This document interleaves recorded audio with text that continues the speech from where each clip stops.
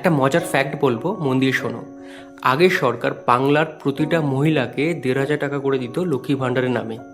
বর্তমান সরকার ভোটে জেতার আগেই বলেছিল সেটা ডবল করে দেবে, মানে 3,000 টাকা করে প্রতিটা মহিলাকে দেবে। যদি হিসাব করা হয়, পশ্চিমবঙ্গে নিয়ার অ্যাবাউট 3,40,00,000-এরও বেশি মহিলা ভোটার আছে। এবার 3,000 টাকা করে যদি প্রতিটা মহিলাকে দেওয়া হয়, সেটা মাসে খরচ হবে 10,000 কোটি টাকারও বেশি। আর সেটা বছরে হিসাব করলে দেখা যাবে সেটার খরচ প্রায় 1,23,000 কোটি টাকারও বেশি।